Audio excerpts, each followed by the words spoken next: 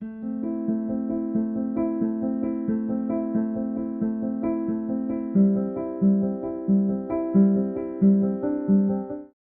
आप भी छोटी छोटी बातों पर नाराज हो जाते हैं?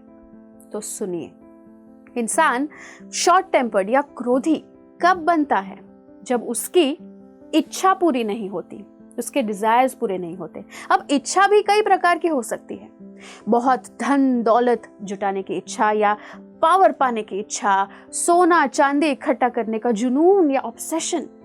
ऐसे ही भौतिक इच्छा आउट ऑफ कंट्रोल या नियंत्रण के बाहर चली जाती है। जब इच्छाएं पूरी नहीं होती तब हमें क्रोध आता है, और इस क्रोध की अग्नि में हम अपने मानसिक संतुलन और अच्छा बुरा परखने की शक्ति को जलाकर भस्म कर देते हैं।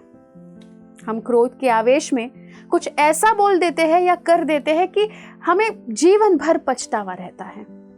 हाँ, ये सत्य है कि क्रोध या गुस्से को रोकना एक कठिन तपस्या के समान है, लेकिन ये नामुमकिन नहीं। इच्छा सीमित नहीं होगी तो क्रोध का कारण बढ़ते जाएगा। श्रीमद् भागवतम में वर्णित महाराज रंतिदेव की कथा में हम देखते हैं कि जब राजा रंतिदेव ने अपनी प्रजा यानी इस दुनिया के लोगों के कल्याण के लिए 1 वर्ष के व्रत का अनुष्ठान किया था, तब व्रत के उद्यापन के दिवस पर उनके लिए अनेक प्रकार के भोजन व्यंजन आए। जब भी वे भोजन ग्रहण करने के लिए हाथ आगे बढ़ाते थे तो वहां पर कोई ना कोई आकर उनके भोजन और पानी में से कुछ हिस्सा मांग लेता।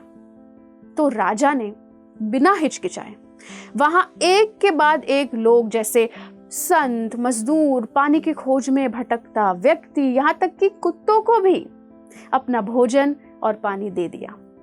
राजा के लिए अब कुछ भी नहीं बचा था। क्या ये उत्तेजक करने की स्थिति नहीं है? क्या ऐसी स्थिति में क्रोध या गुस्सा आना या मन का चिढ़ना स्वाभाविक नहीं है?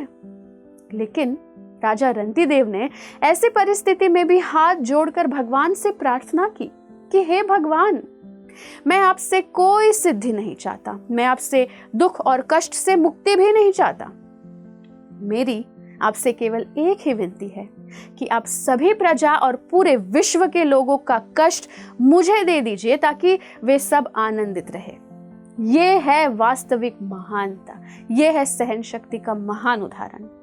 अब जैसे ही राजा ने अपना पानी और भोजन दे दिया तो अचानक वहां आए सारे लोग अपने अपने स्वरूप में आ गए, देवता के रूप में आ गए, और उन सब देवताओं ने पुनः वो भोजन और पानी प्रकट कर राजा को दे दिया और कहा कि हे राजन, वास्तव में आप कितने महान हैं, इसकी झलक हम पूरी दुनिया को दिखाना चाहते थे, इसलिए हमने आपकी परीक्षा ली।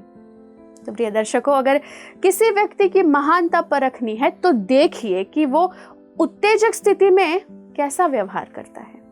One's greatness can be estimated by one's ability to tolerate provoking situations. और दूसरों के अपराधों और अन्यायों को माफ करने की शक्ति ही महानता और सहनशीलता दर्शाती है। तो प्रिय दर्शकों, अगर गुस्से पर हमेशा हमेशा के लिए काबू पाना है तो दूसरों की गलतियों को ना कोसकर हमें अपने स्वयं की सहन शक्ति को बढ़ाना चाहिए। तब ये जो बात बात पर गुस्सा होने की बुरी आदत है उससे हमेशा के लिए छुटकारा मिल जाएगा। हम गर्मी सर्दी तो सह ही नहीं पाते, चिड़चिड़ करते हैं, लेकिन उन्हें सहना अच्छा है क्योंकि ये बदलते मौसम ही तो दुनिया का नियम है। इसलिए भगवान श्री कृष्ण भगवद गीता में बताते हैं, मात्र स्पर्शास्त कौन्तेय शीतोष्ण सुख दुख दाह आगमापायिनो नित्यस ताम स्थितिक्षस्व भारत। यानी कि सुख और दुख तो बदलते मौसम की तरह है, इन्हें सहन करने की शक्ति को बढ़ाना चाहिए। उसी तरह से लोग हमें सुख या दुख देते ही रहेंगे, हमें वो सब सहन करना चाहिए क्योंकि हम गर्मी ठंडी के मौसम को बदल नहीं सकते, लोगों के व्यवहार को बदल नहीं सकते। और जिस दिन हम ये करना सीख गए, हम हमेशा के लिए आनंद प्राप्त करेंगे। सहन शक्ति बढ़ाने का एक सरल उपाय है भगवान के नामों का जप करना, जिससे कि हमारा भगवान में विश्वास अटल हो जाता है और जो भी परिस्थिति हमारे सामने आती है हम उसमें भगवान का हाथ देखकर उसे स्वीकार कर लेते हैं। लेकिन इसका मतलब ये नहीं है कि हमें अत्याचार सहन करना चाहिए, बिल्कुल नहीं। तो प्रिय दर्शकों, हमने देखा कि क्रोध का कारण है इच्छा पूर्ण नहीं होना, इसलिए हमारी इच्छाएं संयमित होनी चाहिए। और जहां क्रोध आने की परिस्थिति हो वहां पर हमें सहन शक्ति का इस्तेमाल करना चाहिए। अगर हम सहनशील बनेंगे तो हम लोगों को क्षमा भी कर पाएंगे। और ये हमेशा याद रखना कि जो सहन करता है वो भगवान को बहुत बहुत प्रिय होता है, और ऐसे दिव्य गुणों वाले ही भगवान के धाम जाकर उनके साथ शाश्वत आनंदमय जीवन बिता सकते हैं। धन्यवाद।